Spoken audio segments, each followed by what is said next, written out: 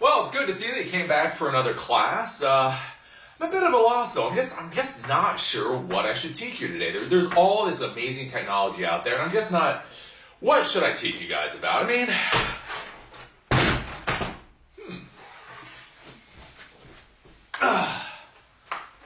Maybe I should teach you laptop repair.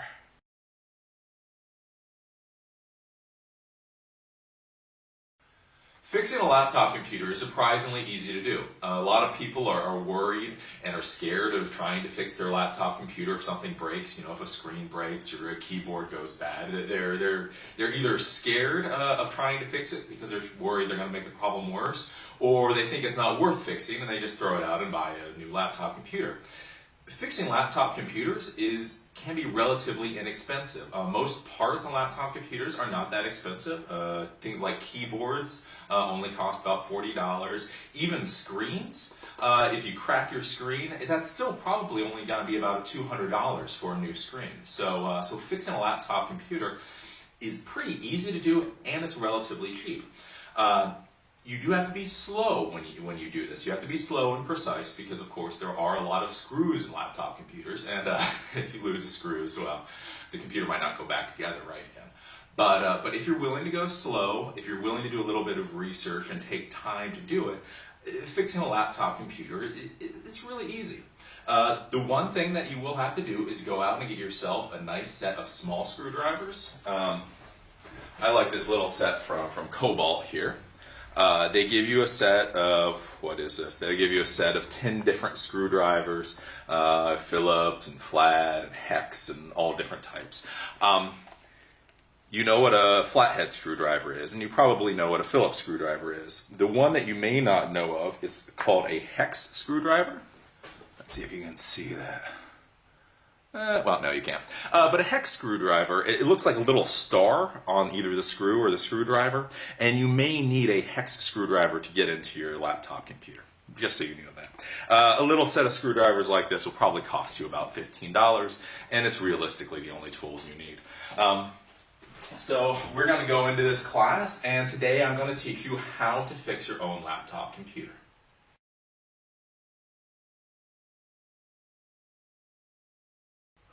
Now, of course, we have to go over the standard warnings and to make sure you understand what you're getting into and make sure you understand the problems that you may have.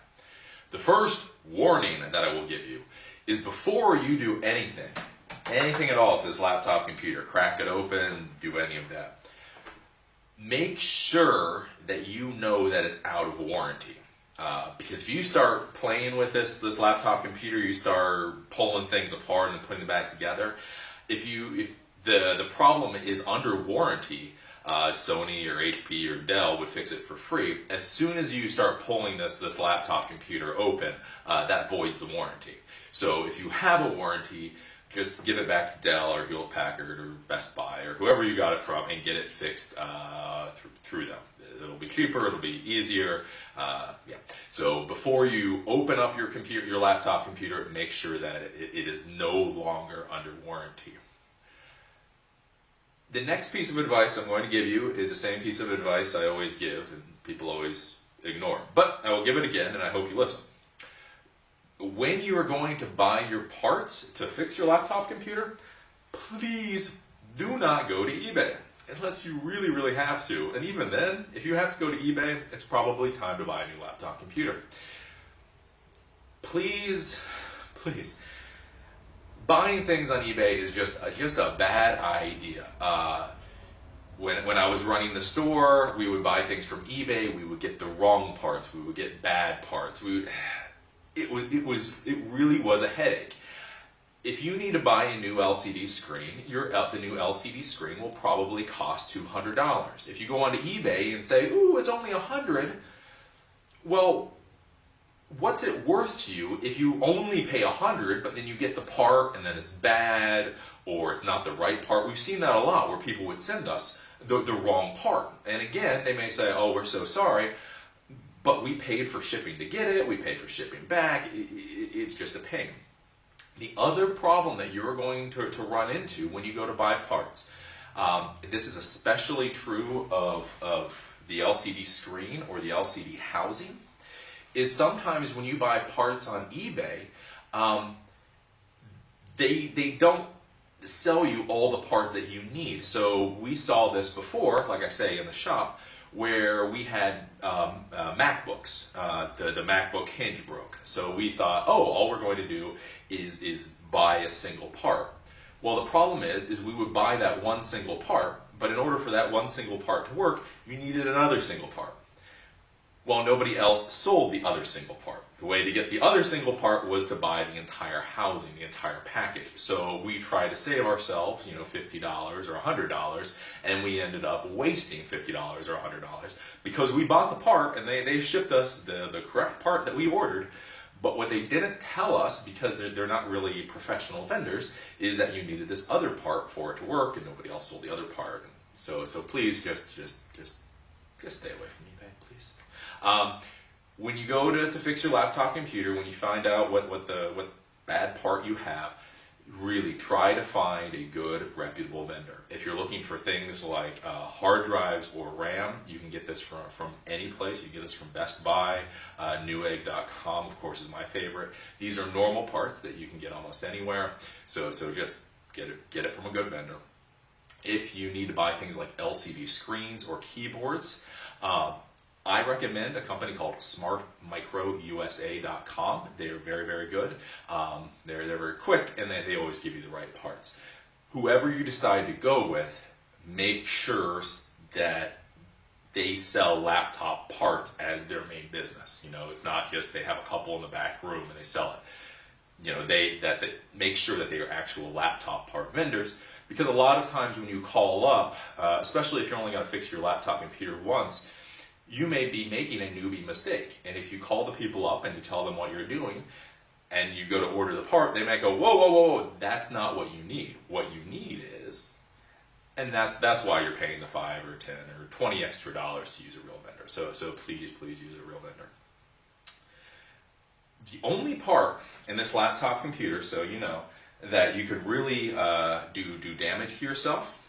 Fixing laptop computers is relatively painless and easy, and no trips to the hospital necessary. Make sure you unplug the laptop computer before you start working on it, and that you pull the battery out. A lot of people forget to pull the battery out, so make sure you pull that out. The only part in here that could really hurt you is something called the LCD inverter. The inverter is what changes the power that comes from the battery and what's called steps it up, so that the LCD monitor can use it. So it increases the power. If you play with this, if you try to jury-rig the inverter, you could really hurt yourself. So, if you just pick up the inverter, you just plug the inverter in, you just do everything normal, you're going to be fine. The inverter, it's not a boogeyman. It's not. But if you decide that you're going to use the wrong inverter, or you're just going to do some weird jury-rigging, don't do it with the LCD inverter. The LCD inverter, it steps up the power, it can zap you, and you can be in the ambulance. So just don't do anything stupid with the inverter. Of course, don't lose the screws when you're fixing your laptop computer. A good trick that one of my techs showed me is he always had a sheet of paper like this, and he would draw on it little landmarks on a laptop computer. And as he pulled screws off, he would take them, and then he would put that approximately on the sheet of paper where it would go on the laptop computer, and then tape the screw down. So if he had the laptop computer here, and he had the sheet of paper here, the upper left-hand corner screw, if he pulled a screw out of the upper left-hand corner of the laptop computer when it was on its back, he would tape that down to the upper left-hand corner of the piece of paper. So this is a very easy way not to get confused where your screws go, because if you just put them into little different vials or canisters or just scatter them around, you may not lose them, but you may not know where they go on the computer. By using a piece of paper as a map, that makes it a lot easier to make sure that you know where all the screws go. Let's see. Some laptop computers are very, very, very complex, so you have to make the decision whether or not you want to rip the laptop computer apart. A lot of laptop computers, most of the laptop computers that you're going to work on, are really easy to fix. You just pop a few things open, and no big deal. Some laptop computers, especially Mac laptop computers, and these new ultra-light, ultra-portable laptop computers are an utter pain in the butt to do anything with. We had one MacBook come to the shop where the guy thought, hey, how hard can it be to swap out a hard drive? Well, the MacBook was so complicated, he ended up having to legitimately take the entire computer apart to get to the hard drive. Once he had done that, he had forgotten where all the screws went. So he literally came to our store with little Ziploc baggies of screws and all the parts and said, it's a $2,000 computer, please help me. We were able to put it back together. But this is something that you should think about, is some of the laptop computers are very, very difficult. So if you feel like you're getting it over your head, just stop, put it back together, and take it to a professional. When in doubt, use Google. Google is a great tool for fixing laptop computers. There are a lot of websites out there that show you how to replace specific parts in a computer. So if you're saying, I need to replace the keyboard in a Toshiba Satellite 9560, if you plug that into Google, you may find that they have videos or demonstrations, and they'll show you exactly on that computer how to fix it. So always use Google. The last part is, of course, I have to tell you as a professional, some people are worried about electrostatic discharge. Electrostatic discharge is, when you build up static electricity and you shock somebody, well, this can damage components in a laptop computer, theoretically. If you want to be absolutely safe, go out and buy yourself one of those anti-static bands that you can get in Radio Shack. It's a little armband that goes down and it grounds you. It pulls all the static electricity out of your body so that you do not have to worry about ESD, electrostatic discharge, damaging anything in your laptop computer. I will tell you that that's a completely safe way of doing it.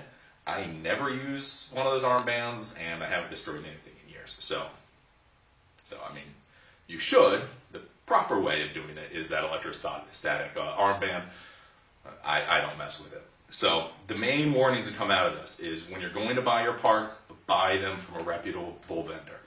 You're not paying for labor. It's already going to be pretty cheap to fix your computer, so just pay the few extra dollars and buy your parts from a reputable vendor. You will be very, very, very, very happy, I swear to you. And the thing is, with the inverter, the LCD inverter that I'll show you later is the only thing that really could harm you in any horrible way.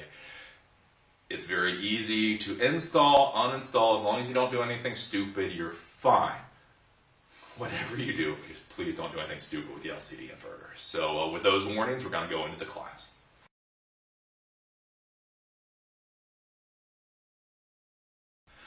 One note on liquid damage. So let's say you have your handy dandy laptop computer and you spill a cup of coffee on it, or your kid spills a soda, etc. Before you do anything with that laptop computer, what you should do is you should unplug it, pull out the battery, and this is going to sound painful, but you should put that laptop computer into a warm, dry place for probably about a week. If the liquid gets into your computer, as long as there's no power in the computer, there's a very good chance it won't do any actual damage. The liquid itself is not what does damage to your computer. How liquid damages your computer is if there is electricity present in your computer, it's zigging around all those circuits.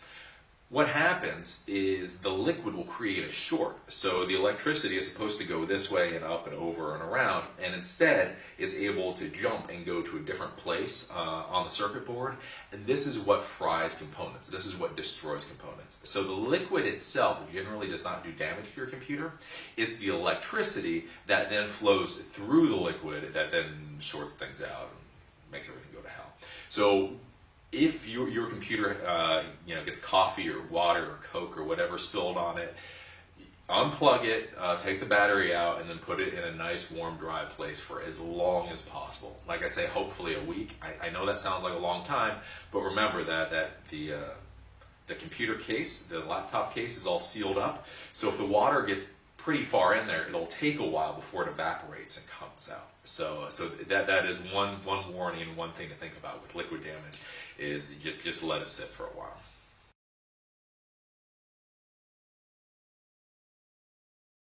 Okay, now the first thing that we're going to talk about is RAM. So RAM normally doesn't break, normally doesn't get damaged. But if you want to upgrade it, it's a very, very easy thing to do. Especially now, a lot of these companies don't put nearly enough RAM in the laptop computer when you buy it. The reason it's such an inexpensive special at Best Buy for $300 or $400 is because there's not enough RAM in it. So something you can do to make your computer work a lot better is to put more RAM into it. When you're going to go buy RAM, what I would suggest that you do is either go to newegg.com or go to kingston.com, kingston.com. They're a manufacturer of RAM. And when you go there, they have a little tool to tell you what kind of RAM your laptop computer needs. There's a lot of different types of RAM out there. If you took the computer anatomy course, you know that. So you can't just go and buy any RAM and expect it to be able to shove it into your laptop computer. You need to buy the specific RAM for your laptop computer. Again, just go to newegg.com or kingston.com, plug in what type of laptop computer you have, and then it'll tell you what you need. It'll tell you what type of RAM to put in the laptop computer, and it'll also tell you how much RAM you can put in the laptop computer. So it'll say it maxes at 2 gigs of RAM, or 4 gigs of RAM, or 1 gig of RAM. Kingston.com or newegg.com will be able to tell you, how much RAM you can actually put into your laptop computer. Now, to replace RAM in almost all laptop computers, all you have to do is basically open up one of these little panels on the bottom, and you'll be able to find the RAM. So the first thing that we need to do actually is we need to find the battery. So in this computer, this is the battery, and we need to pop it out. So there's always a locking mechanism. You push the locking mechanism and then pull out the battery. This makes sure that there is no power going to this computer at all. Then we grab our little screwdriver. One of the things you can look at is, do you see that little symbol right there? That's kind of like the universal symbol for RAM. So if you can find that on one of the bottom panels, and then that's where the RAM is. If you don't find it on the bottom panel, then you just open up all the bottom panels until you find the RAM. So we're going to put this right here. We're going to unscrew. So it's very, very simple. Screw the RAM. Oops. And then you kind of pry. And so that's a little cover. It comes off. And then if you look in here, this is the RAM. Put this down. Now to take out the RAM, basically there's 2 little levers on the side. You just pull those apart, and the RAM will actually pop up. And then you can pull it out. So see, this is a chip of laptop RAM. So this computer, this laptop computer, can only accept 1 stick of RAM, because you'll notice there's only 1 slot for RAM. And I don't know what's in here now. This one has 128 megs of RAM. Woo! So, but that's all you do. So if this was brand new RAM that I was installing into it, all I would do is I would take it. I would slot it in, push, and then you push down, and that's it. The RAM is installed. That's how easy it is to uninstall or install laptop RAM. Here's something to think about. If your computer won't boot on at all, or if it's having problems, sometimes you have to do what's called reseating the RAM. Sometimes the RAM, just by day-to-day, whatever, gets knocked out of place. So let's say you set the computer down too hard, and the RAM comes out of place just a little bit. That will cause the computer not to boot up at all, or cause some weird problems. So if you're having weird problems, something that you can try to do is reseat the RAM. That basically means pull the RAM out, pull the RAM, all the way out, take a look at it, dust it off, make sure there's no problems with it, and then all you do is you shove it back in. Sometimes that's all you need to do to fix your laptop computer. So that is replacing, upgrading, or reseating the RAM.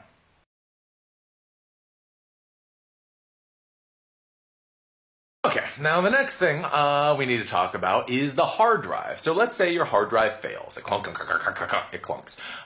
It whizzes, it whirs. You get that stupid little no operating system found, something like that. Or you decide that you need to upgrade your hard drive. Your hard drive isn't nearly the size you need, so you want a bigger one. So how do you replace the hard drive? That's really easy. Again, normally the hard drives are under one of these little panels here. Under one of these little panels. So, basically, if you don't know where the hard drive is, you just keep pulling off panels until you find it. So, one of the symbols for hard drives that you can look for is, see that little thing right there? It looks like 3 little dinner plates or records. And that's one of the universal symbols for hard drives. So you can look on the bottom of your computer and see if it has that little symbol. If it does, that's probably where your hard drive is. If it doesn't, well, then just start pulling off bottom panels until you find your hard drive. So again, let's take the screws out of this.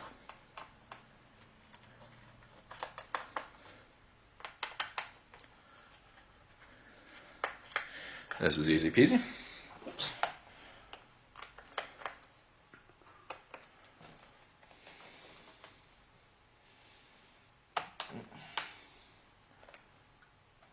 Easy peasy, they say.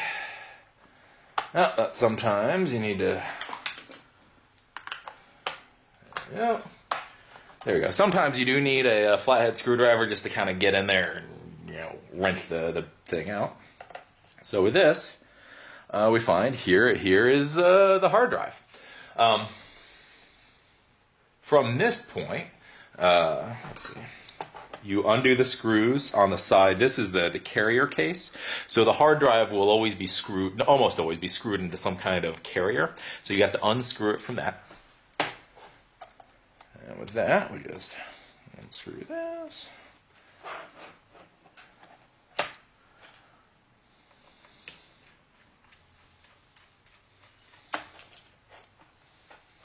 Unscrew that.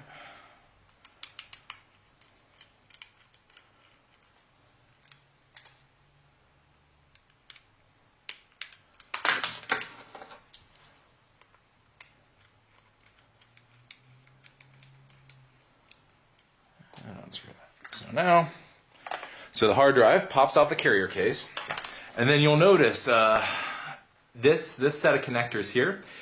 If you have a SATA hard drive, the hard drive will just automatically plug into the computer. If it's an IDE hard drive, it has this extra set of connectors, and this is just an adapter. So you just pull this off, and now you have a normal IDE laptop hard drive. So you just go to Best Buy and you say, I want a bigger one of these. So this is a 40 gig. You go in and you say, I want a 500 gig. You get the 500 gig. Then you take this little adapter that you pulled off the other one. You plug it into the new one like this. You then screw your new hard drive into this carrier case. And then you take that and you put it back in the computer and you screw it in. And now you have a brand new hard drive in your laptop computer. So it's that easy. You find the panel under which the hard drive is located. You pull the panel off. You find the hard drive in a carrier case. You unscrew it from the carrier case. If it is an IDE hard drive, you then remove the adapter, and you've got the bare hard drive. You buy a new IDE hard drive. You plug the adapter into the IDE hard drive, and reverse the process. The one thing to remember is laptop computers will either accept IDE hard drives or SATA hard drives. You cannot buy a SATA hard drive and plug it into an IDE laptop computer, or take an IDE hard drive and plug it into a SATA laptop computer. So to make sure you don't buy the wrong thing at Best Buy, just pull out the hard drive, and so you know what you've got. If you've got the prongs like this, you have an IDE hard drive. If it's just 2 little ports, you have a SATA hard drive. So this is how you replace or upgrade your hard drive on a laptop computer.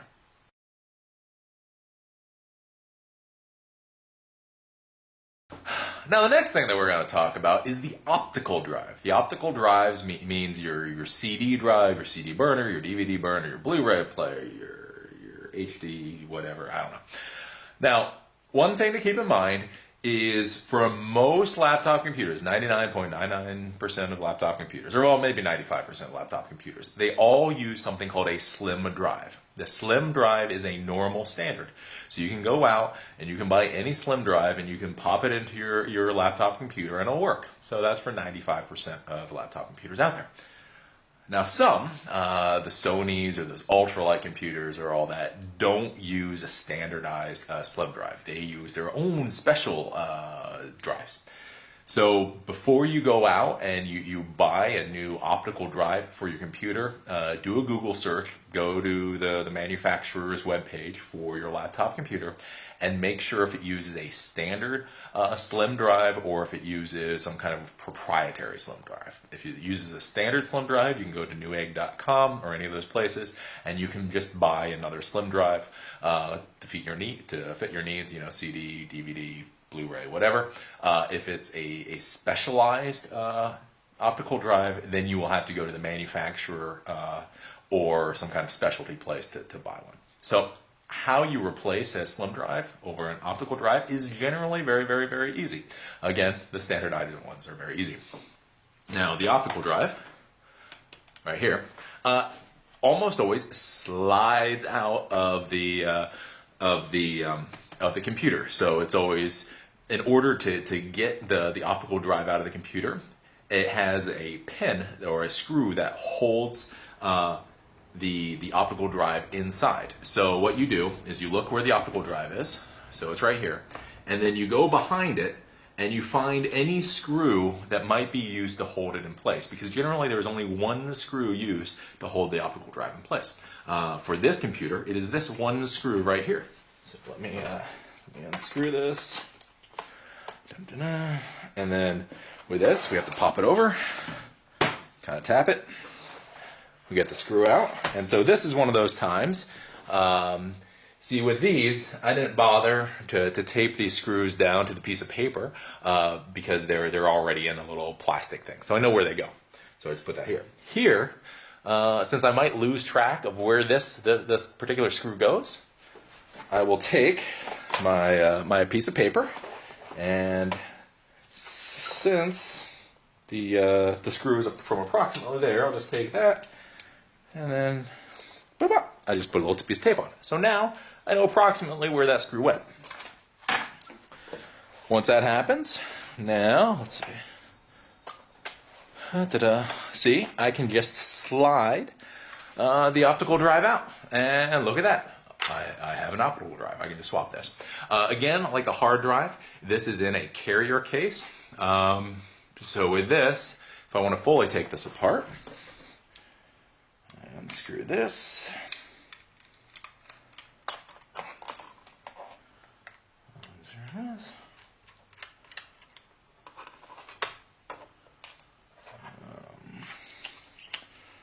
So there's normally 4 screws. And these are little ones, so you don't want to lose these guys. Look how small that is. I don't even know if you can see how small that is. That's small. About the size of a rice grain. So just be careful with these guys.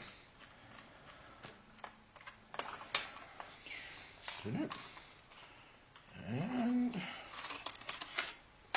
we go. So this is the carrier case. And this right there is the optical drive. So this is the drive. So when you order from newegg.com or Tiger Direct or whatever, in the mail you'll get something that looks like this. And so this is what you get. You then take this, you screw it into the carrier case, you plug it back into your laptop computer, and you've replaced your optical drive. It is literally that easy. Very, very, very simple to do. Like I say, just make sure that your laptop computer is one of the laptop computers that accepts the standardized slim drive. If it doesn't accept a standard slim drive, then you have to go back to the manufacturer to buy the part.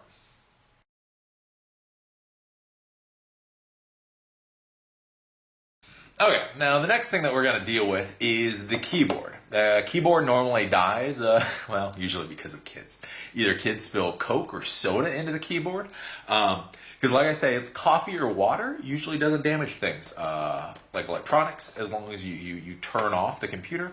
But something like Coke will, or soda will, because it's sticky. That sugar gets in there and then goops stuff up. So if somebody dumps Coke in here, that's bad. Or a lot of times we had little 3 and 4 year olds who would pull off individual keys. So they would pull off the F or the G or the space bar. If they pull it off and it's broken, sad to say, no, you cannot just buy another key. They just don't sell them. I know everybody thinks it should be a 50-cent part, but they don't sell the individual keys, and therefore it's not a 50-cent part. You have to replace the entire keyboard. Replacing the keyboard usually is not that horrible to do. You will most likely have to go online or be very patient to figure out how to actually take the keyboard off. Sometimes it can be as simple as there can be a couple of screws. You just take those screws off and you pop the keyboard out. Other times the screws to take off the keyboard can be hidden under the motherboard, or the actual screw to allow the keyboard to release is just deep into the innards of your laptop computer. With this laptop computer, I took the time to I had to take out the screws that were up here. So I had to take off these 4 screws. Once I took off those 4 screws, it allowed me to then pop this top part off. This is its own piece that comes off. So let me just you see that? Use my handy dandy flat screwdriver. And even though the screws are off, there's still little hooks in there, so you have to use the screwdriver just to kind of pry things. Not break this in front of the world. And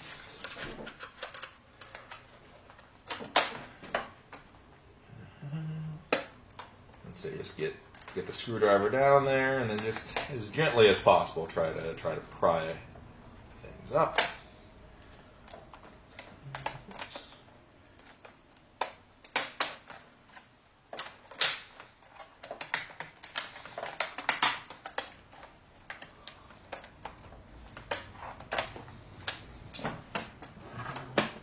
Sometimes you have to pry it from a couple different locations, so I'm going through the back. Ugh. This thing's got a pain in the butt. There we go. There we go. So, after a little bitching, whining, and moaning, this piece comes off. We put that to the side. Now, there are screws under here that connect the keyboard to the frame. So we'll take those screws out.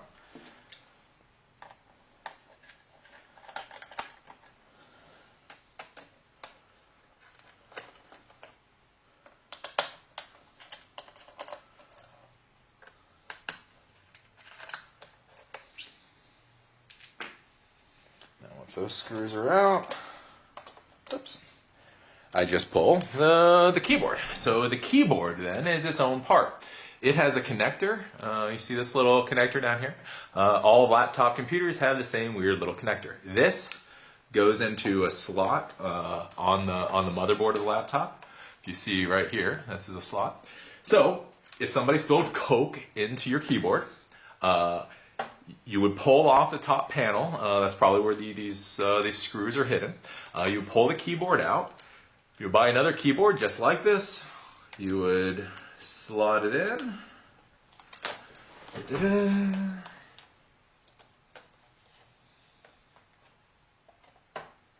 it in as such. Oops. There we go. Like that.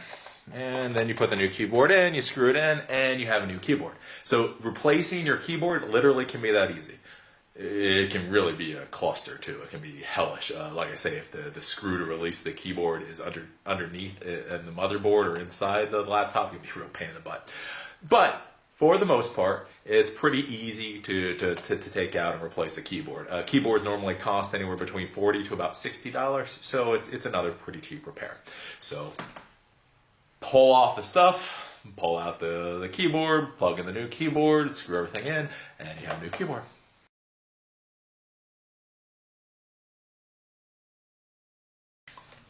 Now, another big problem that we got a lot is people bringing their laptop computer in and saying that it just shuts down randomly, that they'll be doing something and then the computer turns off or it freezes. Well, just like a desktop computer, if your computer randomly shuts off or freezes, it's normally because your CPU is overheating. Basically, it's a fail-safe mechanism. If your CPU gets too hot, it'll burn out and literally melt and damage itself. So there's a component in there that says if the temperature goes over a certain amount, that the CPU will just automatically shut itself off so it doesn't physically damage itself. Now, normally what we found, what fixes that nasty little problem 99% of the time, is simply that people need to use their laptop computer on a flat surface, like a table.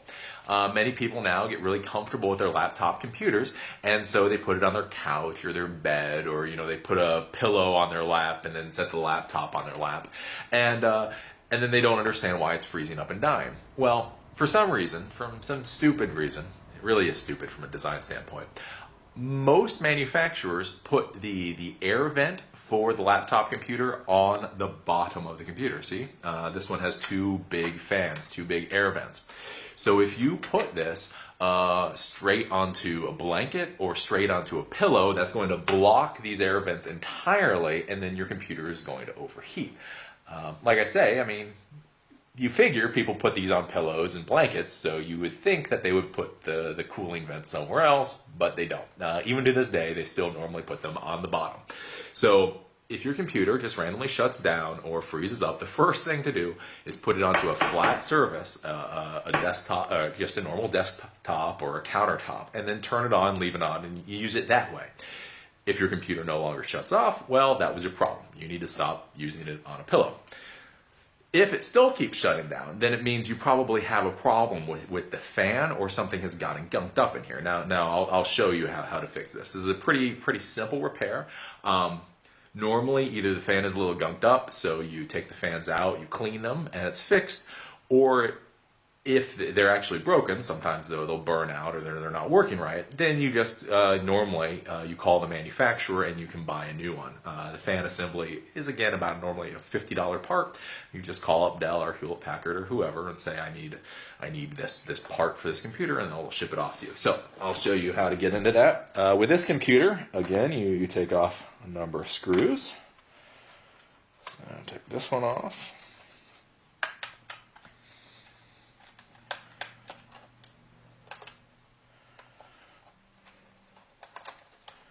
Now, of course, you will notice I am just putting all these little screws into my hand. I suppose I am the teacher and I should teach you how to do this properly, but the reality is this is an old laptop computer, and as soon as I get done with this class, I'm going to throw it in the trash. So I don't really care what happens to these screws. If this is you, you need to take each one of these screws, you need to take your little board with paper, and you need to tape it down, because you, I don't think, are going to throw away your laptop computer at the end of class. I just really don't want to spend all the time. Do as I say, don't do as I do. Okay. There we go. So we took off the part of the bottom case so that we could get into and see the fans. Sometimes the entire bottom of the case will come off. Sometimes only a piece like this will come off. It all depends on what laptop computer you're dealing with. And now you will see the fans. So when you open this up, make sure that these fans spin properly. See how these spin nice and easy? If these were gunked up or were not, if they weren't working right, then they wouldn't spin like this. So if you try to spin it and it's really tough or hard, then you need to replace the fan. If you can't spin it like this, then you need to replace the fan. From this point, again, the cooling assembly is different depending on which laptop you're dealing with, which model you're dealing with.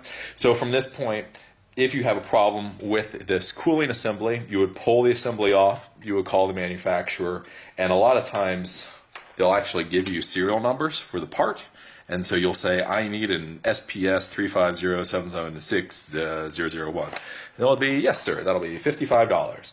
And then you'll go, $55 for a fan? But yeah, it's $55. So from this point, you would then unscrew the assembly, however you need to unscrew the assembly, pop it out, put in the new one, and you'll be fine. So the thing to remember is if your computer is just randomly shutting off or just randomly freezing, it's almost always the CPU overheating. The first thing that you do is put it onto a flat surface and see if it still happens. If it stops happening, it means that you're using it on a couch or a soft thing, and so it's clogging up the vents. It can't cool properly.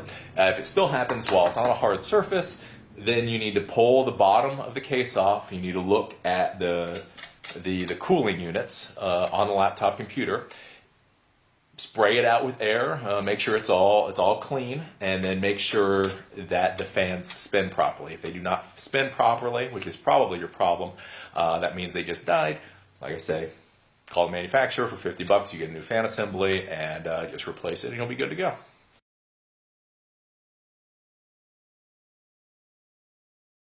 Okay, so now we've gone over all the other things. We've gone over liquid damage, we've gone over RAM, hard drives, optical drives, keyboard, overheating. Now the next thing is, what happens if you break your screen or if your screen stops working? Now, if you break your screen, you crack it, then that's obvious. Then you have to replace your LCD screen, and we're going to show you how to do that. If your screen stops working, you should realize that there are two different parts that make your screen work. The first is, of course, the screen. The next part is that inverter that I talked about way back in the beginning, in the mornings. So if you look at your screen and you see images on the screen, but it's dark, so it's almost black like this, but you can still see pictures and stuff going on, that usually means your inverter is bad. So you just need to replace your inverter. Your inverter is about a $50 part. It's not too bad. If you don't see anything on the screen at all, that usually means the LCD screen itself is bad, and then that's about a $200 part. So let's go in, and I'll show you how to pull the LCD screen out, and I'll show you the inverter and all that. The first thing that you do is you have to realize that they hide the screws for the screens normally under little stickers. So like this little sticker here, see, just a little sticker. You pull off the sticker and you find a screw. Now, if this is your laptop computer and you don't care how it looks, you pull off the sticker, you throw away the sticker, and who cares? If you care how it looks, make sure you save that little sticker. Or if this is for a client's computer, make sure you save that little sticker, because it's not really going to look as nice if it doesn't have these stupid little stickers. So that's one sticker. Let's see here. That's another sticker. And then I think up here, there's a little sticker, and there's a little sticker. So they had the screws under the stickers. So I'll just undo these screws.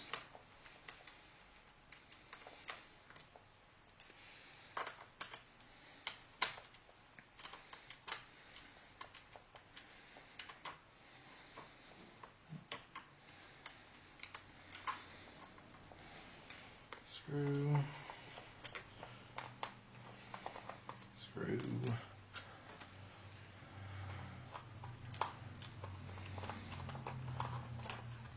Again, remember, I'm not worried about the screws because I'm going to throw this laptop computer away after this class, because it's never going to go back together again. I don't care. It's a piece of trash.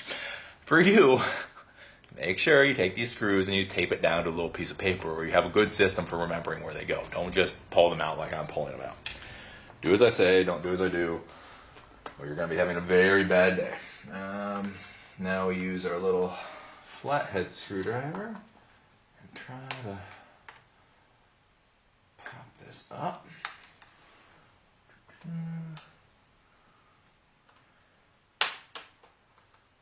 So on top of screws, there's also these little plastic hooks in here.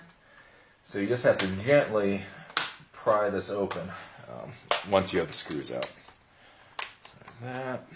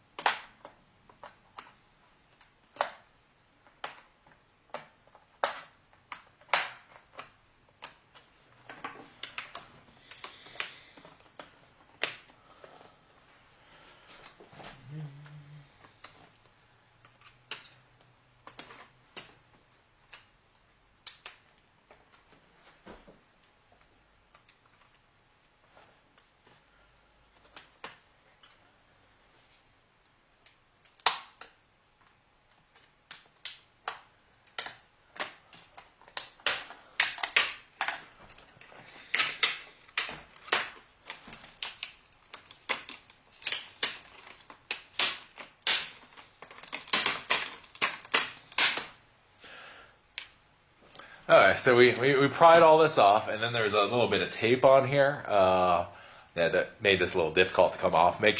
Just realize that you may have to pull this a little harder than is comfortable to get this off. But now we can look at here and we see the LCD assembly. So this is the LCD screen that we've been talking about. Now this right here, this is the inverter. Let me get a screwdriver. Undo that screw. Undo this screw. See, this inverter comes off, and this is the plug that goes into the LCD screen.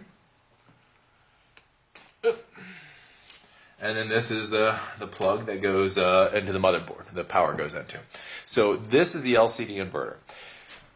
So the inverter is most likely bad. If you turn on the computer, the screen is incredibly dark, but you can still see pictures. You can still see images on the screen. That means it's most likely an inverter problem.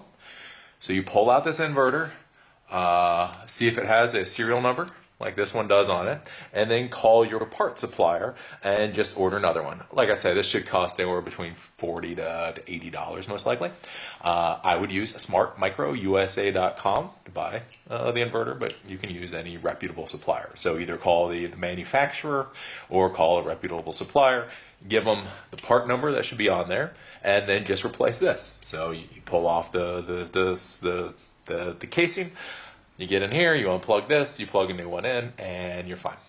Again, don't use just random inverters. This is the one part in here that can do you a lot of damage and send you to the hospital if you do something stupid. So buy a real, honest to God inverter that goes to your computer. Don't just buy some knockoff, please. Now that we have this open, if you have a broken LCD screen, it's pretty simple. You order your new screen from whatever vendor, and then you would unscrew this from the back of the housing. You would screw the new one in, you plug the new one in, and you'd be good. That's a brand new screen. So like I say, new screens normally cost anywhere between probably about $100 to $250. So you just order a new screen, you put it in, and you're good. That's pretty easy. One thing that you do have to be careful about is sometimes these cables here are what actually go bad. One of the reasons you have to use a reputable supplier is we had this problem where sometimes if you use eBay, they will send you the screen, but they don't send you the new cables. And then again, you find out the only way to get the new cables is to buy an entirely new screen. So you're out, $100 or however much you spend on the LCD screen. So just be aware of that. It could be the cables and not the screen itself, because obviously, the monitor moves up and back and up and back and up and back, and sometimes these can get damaged. So just keep that in mind.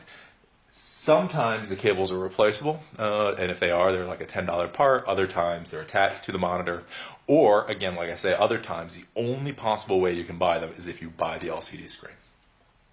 Another problem that we've seen, since we're on the screens anyway, is sometimes these hinges here get broken. Just back and forth. They're aluminum. They break. Again, in order to replace the hinges, you just pull all this apart. You unscrew the screws, and then you pop them off, and you buy new ones, and you put the new ones back in. Sometimes you can buy hinges individually. Other times you have to buy the hinges with the entire case, the entire structure. It really depends. So this is how you replace a monitor or the inverter.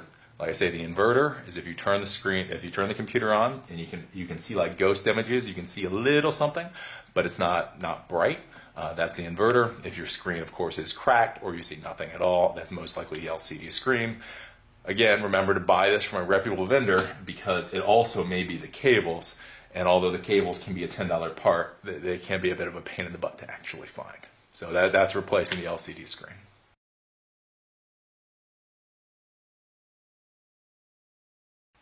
Now the final thing to talk about is power issues. So what happens if your laptop doesn't power up at all?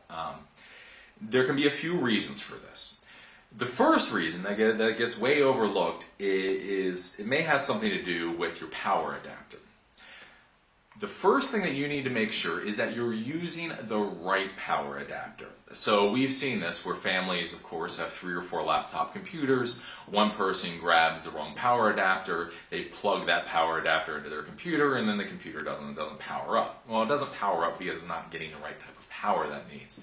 So just take a quick look at your power adapter, and if you have a Sony laptop computer, make sure your power adapter says Sony. If you have a Sony laptop computer and your power adapter says Toshiba, that's probably the problem. Now, you have to be careful of this because not only if you use the wrong adapter can the computer not power up, but it can actually physically damage your computer. So if you're using a power adapter that sends more power than your laptop motherboard can handle, that could blow your motherboard, and motherboards are just horrible things to have to replace. So always make sure you're using the right adapter, and the first thing that you should troubleshoot is to make sure that you're using the right adapter. The next thing, and this is a weird one, is your power adapter actually is 2 parts. It has one cable, see a cable, then the power adapter that goes to your computer.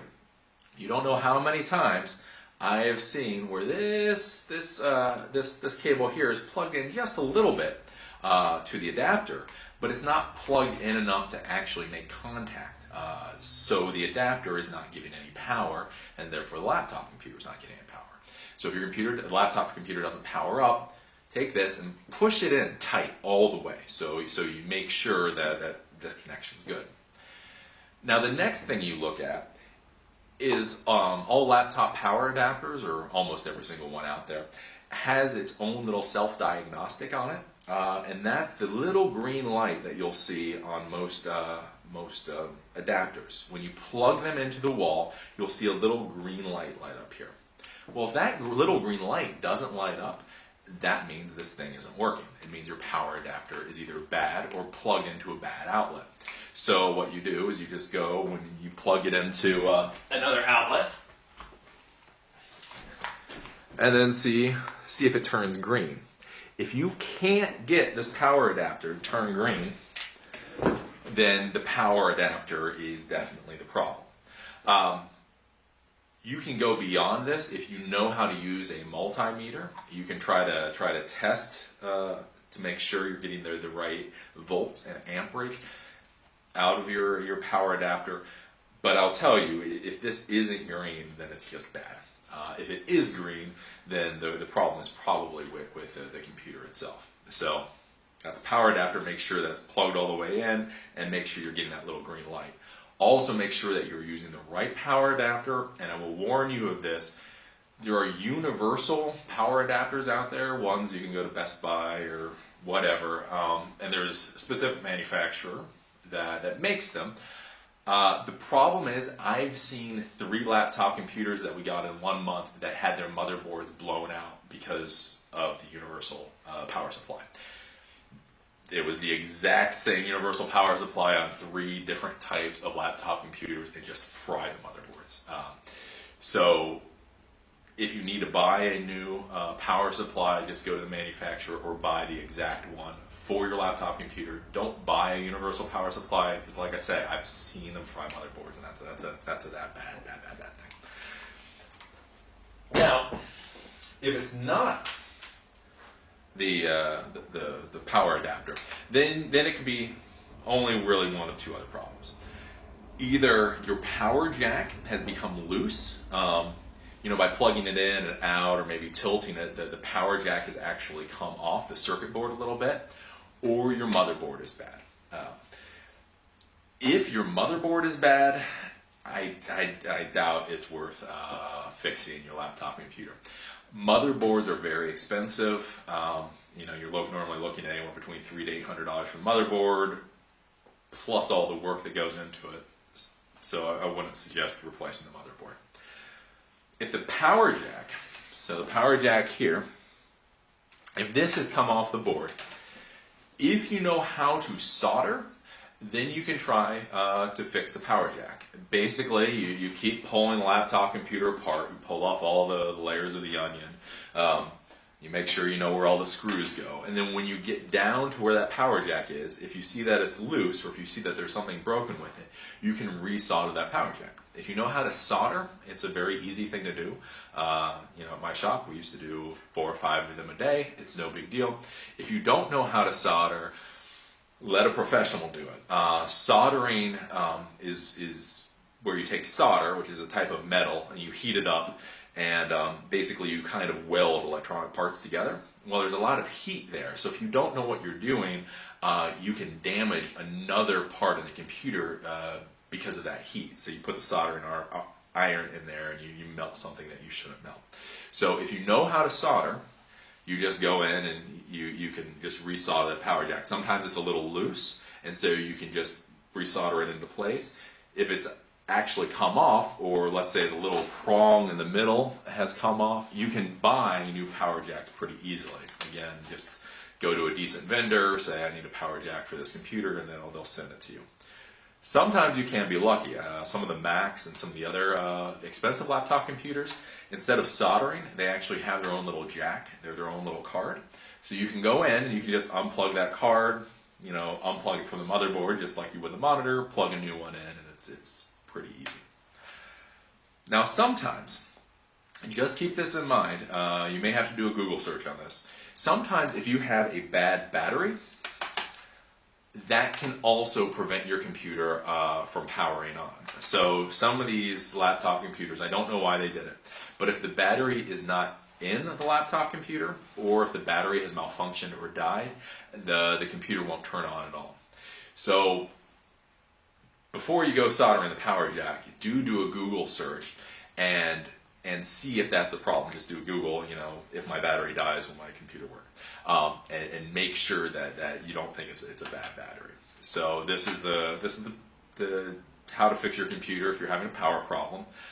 Make sure that the adapter is plugged in properly. Make sure you have a little green light. If you do, go to your computer, see if there's any problems with this power jack.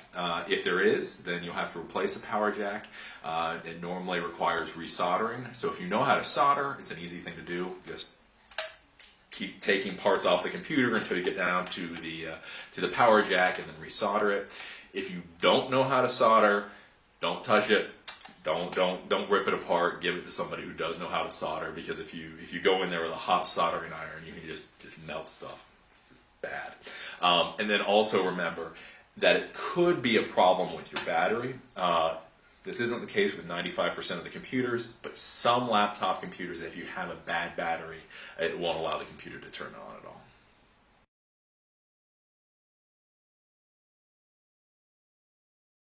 So that was a class on laptop repair. We showed you how to replace a RAM or reseat RAM, how to replace your hard drive, your optical drive. We talked about your power screen, we talked about your inverter, power issues, the whole 9 yards. Everything that we taught you in this class is basically what any hardware shop will do to your computer. So if you understood this last hour, then you know what a normal computer shop will do when they try to fix your computer. Always make sure that, like I say, you use a little piece of paper and try to remember where all your screws go. If you lose track of your screws, then well, then you can't put your laptop computer back together, and then it's all bad. Remember that if you feel like you are getting over your head, stop, put everything back together, and then give it to a professional. If you get over your head, you can destroy a $1,500 laptop computer in 30 minutes. It's bad. So if you feel like you're getting over your head, don't just put it back. Give it to a professional. Nowadays, there's a lot of places you can send your laptop computers, and for $100 to $200 in labor costs, they'll fix the problem. So that's much better than destroying your laptop computer just because you feel like, oh, you should be able to do it, or whatever. Remember that if your computer is still under warranty, don't try to do any of this.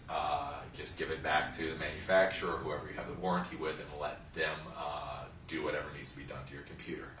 It's not worth it, because as soon as you crack the case open, then your warranty is void. Especially if you get something like Apple Care with Apple, or if you get one of these extended protection plans. I mean, you may have spent $300 to $500 on an extended warranty, and if you crack your computer open to do anything, you may void that warranty. So you don't want to do that. Again, like I said in the beginning of this class, and like I've said in so many classes, and you're probably going to ignore, please don't just randomly buy stuff from eBay. We had a lot of problems with this. I'm serious. I'm begging you. Find reputable vendors and then pay the extra money to use a reputable vendor. They will help you out. You know, when you call up and you tell them what you think the problem is and the part you think you need, by using a reputable vendor, they may tell you the part that you actually need. If you use a reputable vendor, you'll actually get the part that you need. A lot of the people on eBay, what they do is they rip apart the computers, they rip apart dead computers, and that refurbished part that you're getting isn't even necessarily tested. That's what a lot of people don't understand. What they do is they rip the computers apart for their parts, and then they just send out the parts willy-nilly. They figure, you know, if 1 out of every 5 parts is bad, well, it's cheaper for them to take that return than it is to actually test the parts. So just please use a reputable vendor. I hope you learned a lot in this class. You know, fixing laptop computers is a relatively easy thing to do. If you're a little bit technically inclined, you can do it no problem. Again, make sure you know where all the screws and where all the parts go, because, you know, like I say, you're putting your computer back together. For me, for time's sake, you know, I'm just pulling out the pieces because I'm just showing it to you. Because frankly, my laptop computer is going in the trash. So unless your laptop computer is going in the trash, make sure you remember where all the parts are, make sure where all those screws go. Well, I'm Eli, the computer guy, and this was laptop repair. I'll see you at the next class.